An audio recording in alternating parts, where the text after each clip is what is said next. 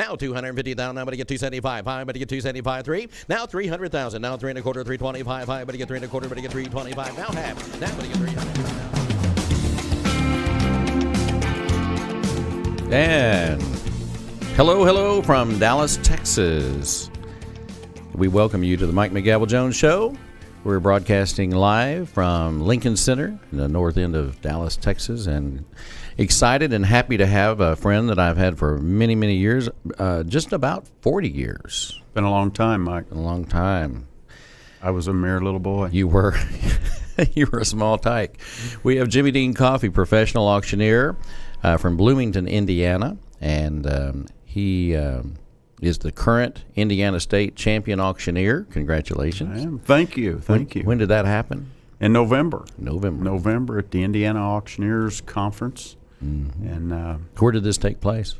It was in Indianapolis, the Crown Plaza in Indianapolis, Indiana. Almost home for you. It was within an hour of the house. Mm-hmm. It was a great competition, and I was honored to have won that deal. Well, you know, I have been fortunate enough to judge a lot of contests, and from the World Auto Auction, the International Auctioneer Championship with the National Auctioneer Association.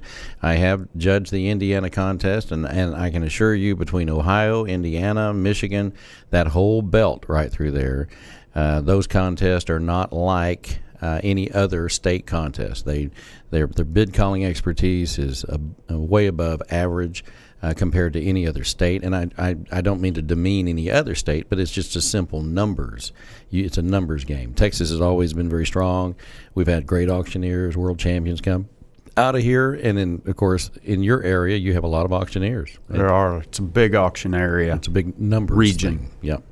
So I always like to start some of these conversations, and we'll talk about how we met and all that later. But you were born when? I was born in February of 1964. 1964 in February. I'm a year away from getting the cheaper coffee, Mike. I'm already there. And you were born in Bloomington? I was born in Bloomington, Indiana, and lived there for first 18 years of my life, and then I moved, 17, then moved down to Texas and lived down here for a few years. Tell me about your childhood. Well, I grew up. I grew up in the horse industry, really, Mike. My grandfather, who I was very close to, I was his buddy, and I was on his hip pocket all the time. My granddad owned a Western store and a leather shop. He did a lot of repairs of saddle and horse tack, and traded horses. He was a horse trader. Every Thursday, he went to a horse auction, and any time I was out of school, could skip school, could pretend I was sick or on vacation from school, I would go with him to the horse auction. And Granddad had a spot in the auction block where he stood back behind the auctioneer, and there you would find me as well. Granddad could call bids. He could auction. He didn't do it by trade. He would fill in for some auctioneers if they needed help. And I just remember laying there. I'd stay all night with Granddad a lot, and Granddad talked fast for me, and he would do it. And then that led to my grandmother's. After my grandfather passed away when I was 16 or 17. And my grandmother pushed me to go ahead and become an auctioneer. And I did that. She at the time, I needed a little help, and she gave me the money to go to auction school when I was 18 or whatever it was. It's funny how the correlating stories between, well, even you and myself, and how I went to auction school and relationships with grandparents were so important that really laid the foundation. I think the grandparents sometimes become a greater influence than the parents.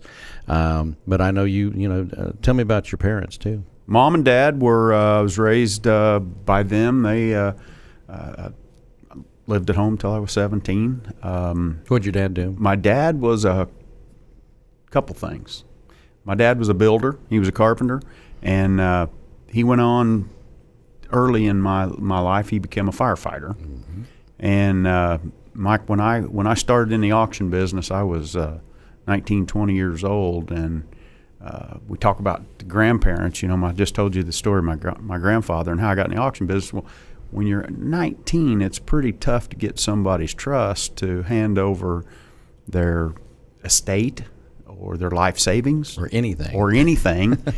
And believe it or not, I shortly had children, and they require income and money, and I needed more income, so I followed my father's footsteps. Mm-hmm. I stepped into the fire service, and I was a firefighter for 29 years. I have since retired. But the cool part about the fire service, it allowed me to build our business because I had 2 days off to work my business, my real estate, my auction business, out of 3. Mm-hmm. Work one day, off 2. Work one day, off 2 was the fire schedule. So followed my father's footsteps as well as my grandfather's push to be in the auction. And the auction industry was my all-time love. And the fire department just allowed me to not have to live on that and let me build our business. Means to an end. It was. Yeah. It really was, and it worked out well for me. Got your little retirement out of that? Yeah. Yeah. You came to Texas. I did. You dropped passing through a young cowboy. Tell me the story about that. That's an interesting story as well. I started rodeoing when I was about 13. I started traveling the rodeo circuit when I was 14, 15, heavy on the road when I was 16, 17, and that ended me up in Nevada, which then got cold up there, so I moved on south in that same trip, and I ended up in Texas. The rodeo travels ended me up in Dallas and Gainesville, Texas, and ended up training horses in Gainesville for a few years, and that's where I met my lovely wife, Phyllis. Mm-hmm. And she'll tell you that she should have been aware of a guy that had to come 4 states away to find a wife. Yeah, well, there was nobody to tell her otherwise. That's right. Yeah. So when you were up in Gainesville area, just for the sake of conversation, because there's a lot of people from North Texas, besides around the world that tune into this broadcast, there's a lot of people in Cook County and Denton County and Wise and Grayson that watch this show. Who are some of the folks that you worked with in the horse business? Worked with a lot of people would know Larry Sullivan, former judge, former district state judge. Larry's who I worked for most of the time up there. Larry and Karen, they were great to me. I worked for them for about 3 years, and I trained their show horses and worked in their show horse barn. In connection with that, we were very tied with Tommy Mannion. We did the down in Pilot Point, Aubrey area, over in Pilot Point and Aubrey. We did the World Classic sale every year. Was Tommy and Larry's sale. So I was involved in that in the early 80s. There was several others. One good one that's was talking football before the broadcast here, and Ben's it's football Super Bowl time, and piece that's always been kind of a standout for me is we were very connected with Terry Bradshaw. Terry Bradshaw is a ranch guy and has quarter horses, registered quarter horses, and he was often at our barn. And I'll never forget the story. And my wife and kids laugh about this all the time, and they always have to tell it. But there's a little restaurant up there called Trails Inn. Out at the motel. Right out there at the motel, a little cafe. Out on 82. Out on 82. And that's where we would always go eat lunch, from the ranch. And me and Larry and 2 or 3 of the guys from the ranch was eating lunch, and Terry Bradshaw went with us, and we were sitting there eating like we always did. That happened many times.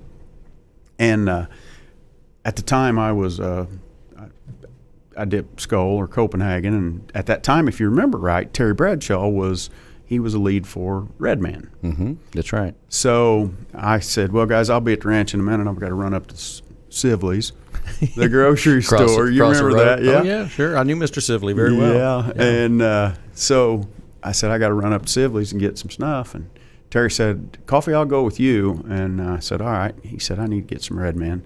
So we're walking through Sibley's together, and I pick up mine, and he picks up. Back then, the cash register, Mike, the cashier actually had to key Push a in the numbers. Yes, You know, yes. The millennial group don't realize how that used to happen. They weren't scanning back then. No, there was no scanning involved. So so the cashier lady, she's rung up mine. She rung up Terry's, and she looked up. She did a kind of a triple glance, and she said, "Has anyone ever told you look just like Terry Bradshaw?" He said, I do hear that occasionally, and chuckled, and we walked out of Sibley's, and to this day, that lady has no idea that she actually had Terry Bradshaw at her line. That is funny. That is funny. Yeah, that whole area up there, of course, I still go back, and I'm up there probably, I don't know, every 2 or 3 weeks. My mother still lives there. And of course, Terry has since gone over into Thackerville, which is where the world's largest casino is. That wasn't there when I was there. WinStar. Well, let me tell you, when I was a kid, you couldn't buy beer or wine or anything in Gainesville. Mm-hmm. So you either went west to Lindsay or Munster, hence Germans. They like their beer. Oh, yeah. And but anyway, there was no you had to go into Oklahoma if you wanted anything to drink, and at night Lindsay closed at 12, and then you had to go. Thackerville closed at 2 a.m. That's right. And we would drive across, and the first exit, and which is right where WinStar Casino sits today. It's really funny. One of the first auctions I ever did in Oklahoma was the Thackerville post office. I auctioned off the post office and a couple of buildings next to it. And but if you go on up to exit 2 or 3, right up in there, that's where Terry's ranch is today. Mm-hmm. And he's probably got 800 to 1,000 acres, and he hasn't been able to sell it. He's been for sale for forever. Terry's real big on buying something, building something, spending a lot of money, and then going somewhere else. Right. And he did it out by the Texas Motor Speedway. He's done it in Louisiana. He's done it in Florida, and now he's got the Thackerville property for sale, and it's a gorgeous property, but it is a very expensive property. I mean, you got to be the right person. You got to be the right person. You got to have a lot of digits in your cash register. You bet. So, yeah, Terry Bradshaw's a funny guy. I ran into him in Hollywood on Rodeo Drive at one of the hotels, and this has been a few years ago. And he was there with Jimmy Johnson and Howie, and so the whole Fox crew.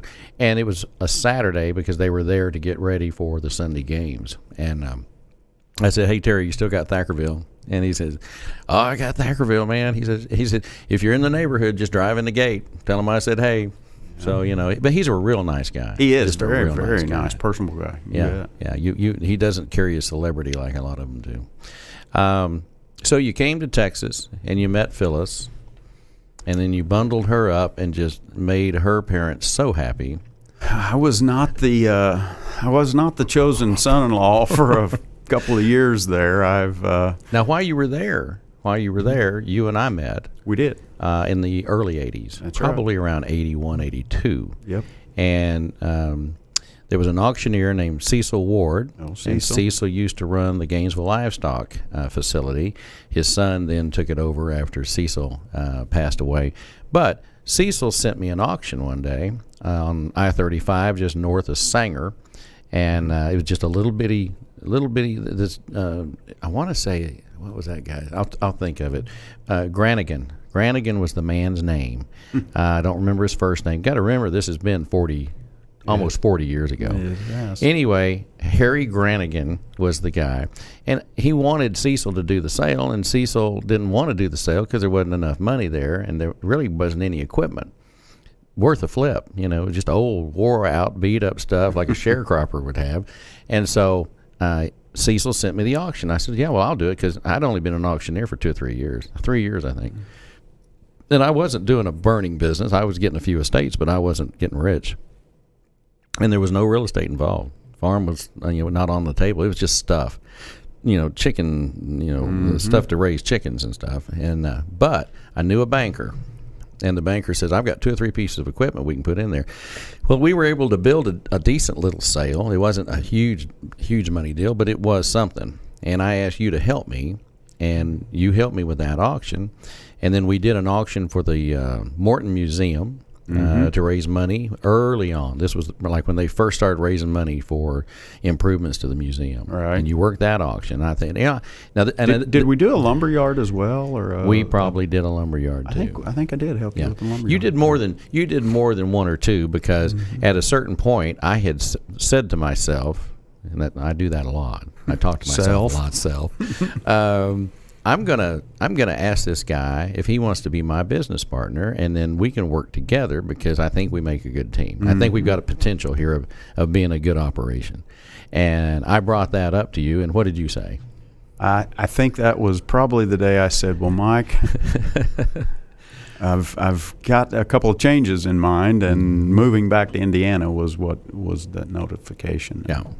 So my hopes and dreams of there being a Jones Coffee operation, that was dispelled very quickly, because you basically broke the news that you were going back to Indiana and going to live in your hometown and start your career up there. Well, I had two grandfathers up there that was businessmen and was pretty well known in the industry, or in town as business, so I knew that you had roots. I had roots up there. Yep. Hard to give that up. It is. Now, you were not the popular son-in-law. Tell us about that. Well, my mother-in-law and father-in-law are great people, and they were very good to me. And they're a farm family. They were a Gainesville farm family. They had a big farm on the southeast side of Gainesville.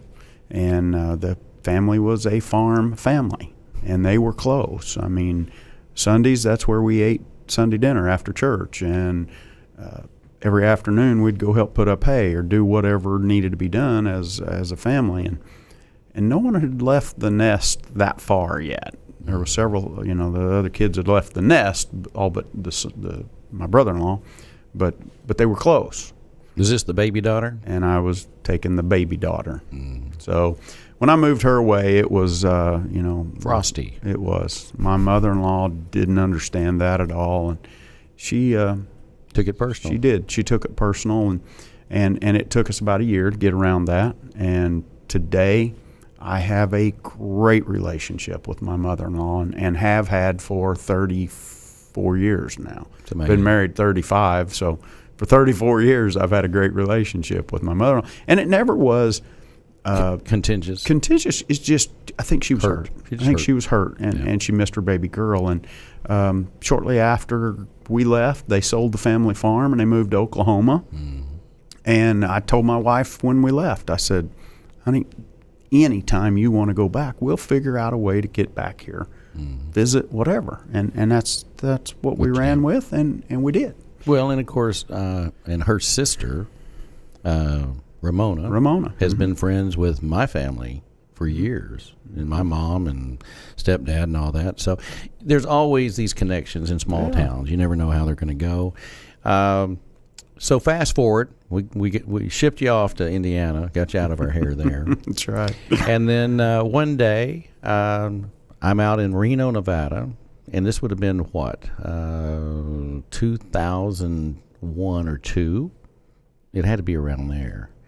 We were doing a winter symposium. Well, I'm basing that on data that I have. Okay. So around early 2000s. Archived early data. 2000s, yeah. I can remember that stuff when I can't remember what I had for breakfast this morning driving down the road. So I go into this National Auctioneer Association winter symposium in Reno, which is basically CEs and education, and it was an opportunity to have some classes. And some of the guys like to go sit and then go through classes and then go skiing or whatever they want to do, or go whatever and ride it off. So that's kind of what was going down. And I look across the room, and there you are. And I believe we was at a restaurant right after the classes that evening, and you and the redhead, Lori, walked in, and we made eye contact. I looked across the room, and I said, well, golly, I hadn't seen that guy in a long time. It's been over 10 years. And Phyllis did the same thing with Lori. And Phyllis looked at me, and she said, I think that's Lori Allen. I think wasn't that her maiden name, Lori Allen? And I said, well, I think Mike's wife's name is Lori. So she said, well, I was great friends with her all through school. Right. And they had disconnected then after school for 10 or 15 years, whatever it was, and they were on drill teams together all through school. And so the connection again. So then we so we were both very active with the NAA, the National Auctioneer Association, and of course I was on the board, and you have been on the board. And then you've been extremely involved with the CAI program, which is in your hometown. That's right. You know, we do that at Bloomington, Indiana, at the university, Indiana University, Alumni Hall and all that. I mean, I go back to Bloomington to 1974, 73. I used to go there annually for the National Junior Achievement Conference. Oh, really? So we would bus up from Texas, from Houston.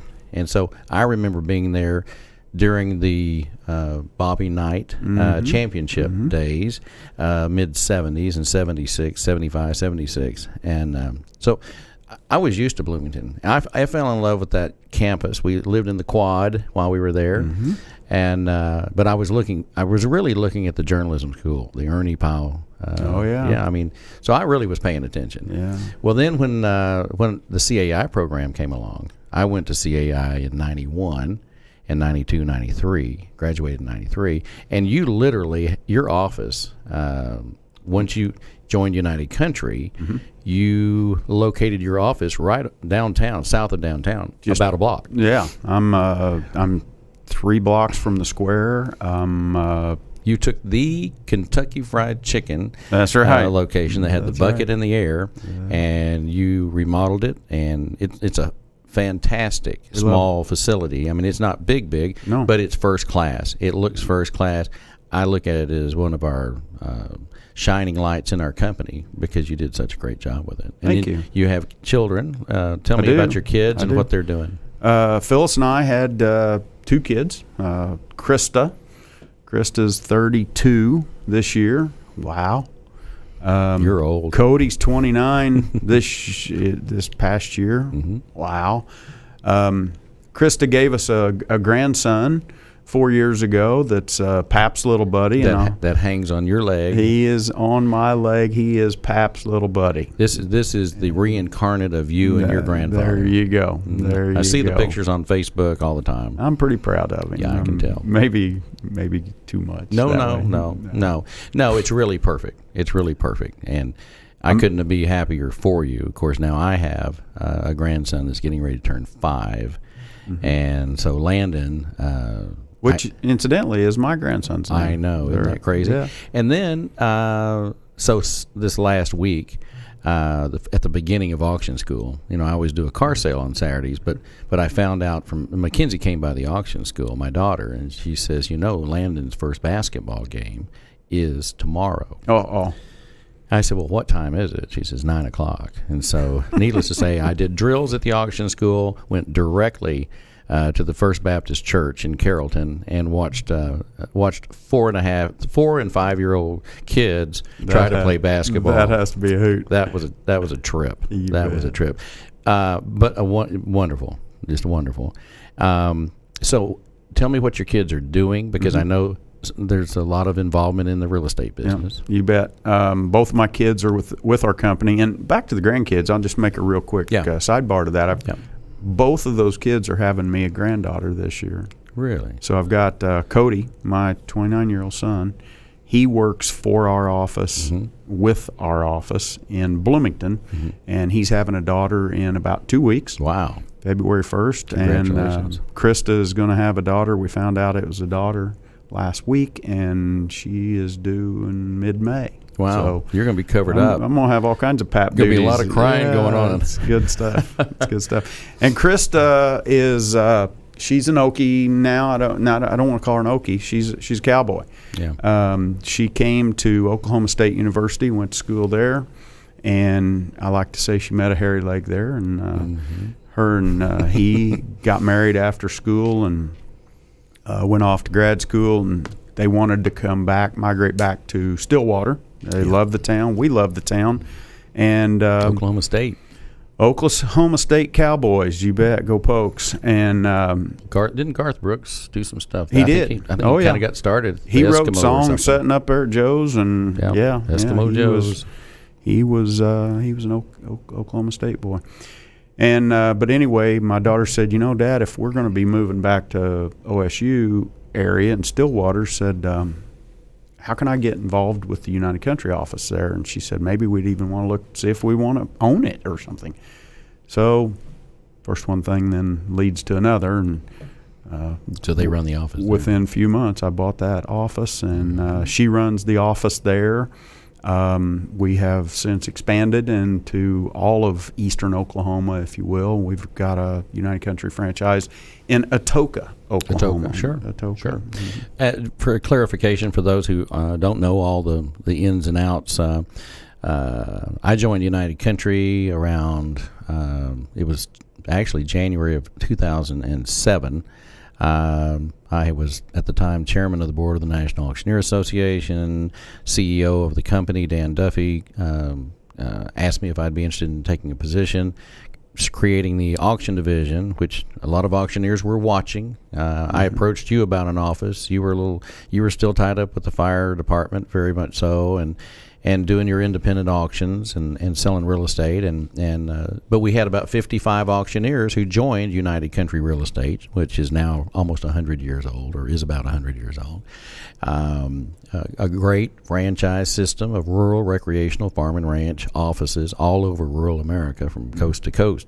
And of course, I had mentioned it to you, and you were knee deep in being a fireman. And I remember the day we were looking for someone to get involved in management as far as recruiting auctioneers and realtors, heavy on the auction side, because the way the balance is, there was less than 1% of our company was auctioneers at the time. Today, out of how many offices do we have right now on that side of the business? On the auction side? Yeah, well, not just auction, but the United Country side, like 500-ish. Roughly 500 offices, and out of that, we have auction representation about, 20 probably 20%. 20 to 25% of our total business now is auction. That's right. Which is phenomenal. I mean, that's phenomenal. And so I can still recall the day you and I did an auction in Fort Wayne, Indiana, and we were driving up, and you asked my opinion. Should you consider, leaving the fire life? And we talked about money and retirement and what that looked like. What was that going to cost you? What was it going to cost you to leave that stable environment and that retirement and all that? And I just told you that I thought you should consider it. And then we did that little auction in about 2 feet of water.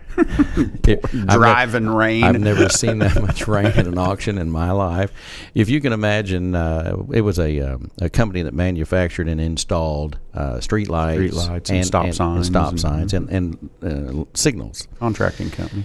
And it came a rain, and we were selling outside. I just remember we had pallets, and there was things on the pallets, and the water was going over the pallets. Pallet deep. We were standing on pallets, and we were still getting wet. It's the wettest I've ever been at an auction in my life. But anyway, fast forward. Here we are in 2019, and now you are, what is your official title with United Country?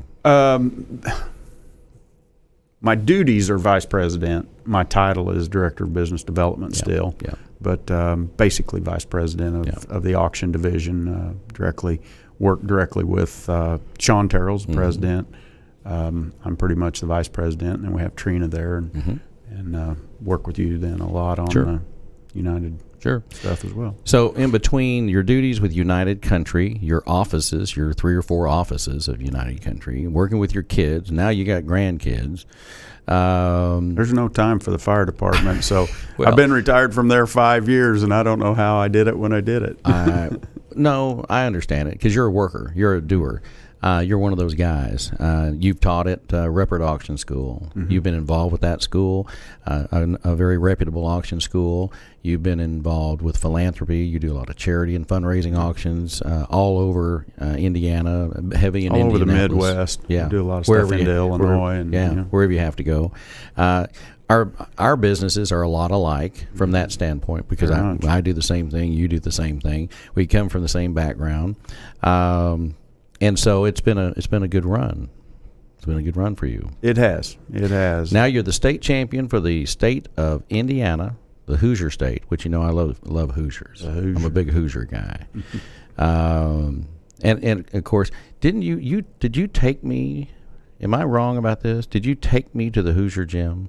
Am I imagining this, or did you tell me how to get there? I did not take you there. You must have told me. I probably did. Because I remember I was in Bloomington. This was right before I became president of the National, and we were in Bloomington, and I wanted to go to the gym, and you told me where to go. Yeah. And so, was it Knightstown? Is that where that is? It's not where everybody thinks it is. Yeah, I can't remember now it exactly. Is but I think I looked it up. I don't think I've ever been in it. Well, I was in that gym one time, but now I can't remember. Well, for those who remember the movie Hoosiers, I am probably the biggest Hoosiers. I've probably seen that movie more times than any movie ever, and I'm a big John Wayne guy. And I've seen all those movies dozens of times. But I love that movie so much, and I'm a big Gene Hackman fan. And I just remember when they were talking about doing a photo shoot for the National Auctioneer Association. They said, "Is there any place you really like to take a picture?" And I said, "Well, I like to take a picture in front of Reunion Arena, the Hyatt, downtown Dallas, and I'd like to go to the Hoosier Gym." And then we did a photo shoot right in the Hoosier Gym. It's the craziest thing I ever did. I don't know. Just an old little. I'm not even from Indiana. Just an old little school gym. Just a little school gym that they almost tore down. Right. They almost tore it down. Now they make it an event center. And the people that used to do, what is it? What is the trade magazine for antiques and collectibles up there? It's like the Antique Gazette. There's that. Was it the Antique Week? Might have been. Yeah. Whichever one is in. It's in Knightstown because it'll show up at that was Antique Weekly. Well, that's where the gym is. Well, the little old man and little old woman that own that paper, which a lot of auctioneers use for promoting their antiques, collectibles, in China, anything. It is the paper for the Midwest. You watched Hoosiers, and now I know who they were. They're probably both deceased now. They were old then. Yeah. But it's really cool. I'll watch that thing, and I'll go, well, there's the, because he had the key. He had the key to the place. He had the key. He said, "You want to go?" I said, "Yeah, that's why I came here." And he said, "Well, I got the key. Let's go." It was fun. It was fun. So, what do you got going right now? And let me just say this before you start.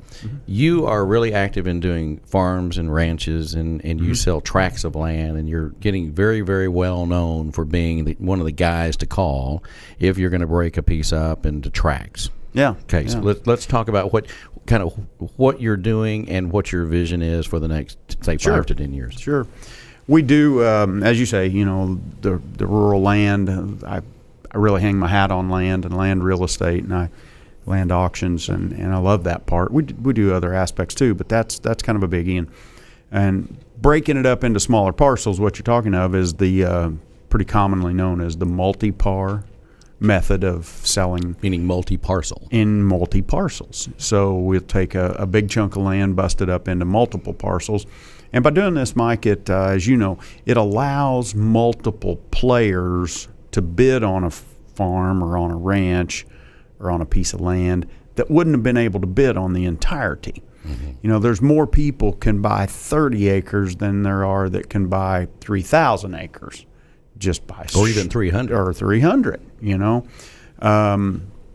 And we are such believers in this. We've had great successes around the nation of selling large parcels. As you know, we sold the Hudson Ranch a few years ago, 27,000 acres. We sold a couple thousand acres up in Colorado last year, and that list goes on and on. But it's so I trust that system so much, and I've seen such great success with it. I was given the task to do probably the toughest auction of my life in October of this year, of 18, and that was the sale of our family ranch.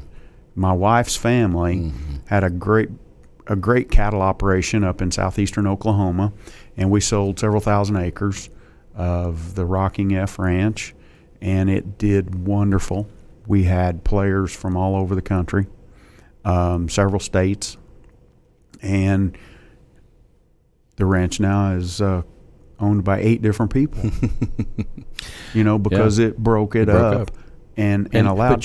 But you got the maximum price per acre. We got probably $1.5 million over and above what the sellers, the trust, thought they would even get because of allowing multiple people to play, and it worked. Isn't that great? It does work. I've seen it work for many others, and when you do it for your own, that proves your trust in the system. Yes. I'm consistently having to tell people, they'll say, well, would you do it? And I said, I have done it. Yeah. I don't ask people to do something that I haven't done. Yeah. If I tell somebody that, well, I'd take it to auction, and then they go, well, why would you do that? And I said, well, it's because it's the best way to do it. You want to sell it now, you need to move it. You need the most number of eyes that will ever see it. With some marketing, you can do that. And whereas a piece of property could sit there for years, or just waiting for somebody to lower the price, and that's not really my game. Now, understand, I too list properties. Some properties are simply not suitable for an auction, and that happens. Some deals aren't suitable for an auction. No, the sellers aren't timed right. No. Or they may never be timed right. Right. You just don't know. But if it works, the best thing you can do is give examples of success and deliver the message as to why it's the right way to do it. Right. People ask me all the time, Mike, why sell a piece of land at auction? Why would you do that? And I say, why wouldn't you? And I like to explain, people talk about competitive bidding. When it comes to real estate, I like to look at it as they're patting one another on the back. The bidders are embracing one another, that the property is worth that, instead of being a competitive. I don't think they're competing saying, I'm going to beat you at this. No, when you sit down to try to negotiate a price on a piece of real estate with a buyer, and they're the only buyer, they want to buy it as cheap as they can. That's our nature. That's what we do. At an auction, they know that it is worth one bidding increment less than what they're bidding, because someone else is standing right there saying, yes, I'll give $3,000 an acre. Then they bid $3,100 an acre. They don't have to feel as bad or as concerned that they're giving, quote unquote, too much for the land, right? Yeah, because there's somebody else willing to give at the same amount. Exactly. Or more. So that's what I say. Each bidder is just patting one another on the back as they take the bids. So I think you and I both agree that the real estate auction business today is in its infancy, quite frankly. We have so much room for growth. It's only growth is what we're looking for. More property should be sold at auction. And I consistently tell people, just like here in Dallas, when you have a house sitting in Frisco and let's say it's listed for $300,000 and they're getting multiple offers, that's an auction. Oh, yeah. It's an auction already. Why wouldn't you just have an auction and say, we're having an auction and here's your chance to bid on it? And then there is that chance it could, most of these properties here are exceeding the list price. Why wouldn't you just take it to auction, sell it in 2 weeks to 3 weeks, and have a bigger marketplace look at it? See, that's the problem that I see. You're with a traditional listing, which is okay. I mean, it's fine. There's a place for everything. Sure. People go, they may not even be looking for that property. They may not be thinking about that property. But with an auction, with the marketing that goes along with it, it opens the market up to a lot more people. Yeah, it absolutely does. And we're in the now society. Everybody wants everything now. They want it to happen now. Buy it now. We've been hearing that a lot. Buy it now. Yeah. And no different. There's no difference in the real estate. People, when they get ready to sell something, they don't want to sell it in 6 months. Nope. They called you today. They want to sell it today. That's right. So we have a way of making that happen, whether you're talking about land, whether you're talking about commercial, whether you're talking about houses. I see it growing. Yeah. As we wrap this thing up, I'd like for you to just give people your information. Tell them how they can get a hold of you if they want to talk to you. You bet. Jimmie Dean Coffey, believe it or not. Just like the sausage. Jimmie Dean Coffey. I mean, you can't make that up. How do you spell your last name? Last name spelled E-Y. That's Coffey. And I think you can just probably Google Jimmie Dean Coffey, and you'll find it.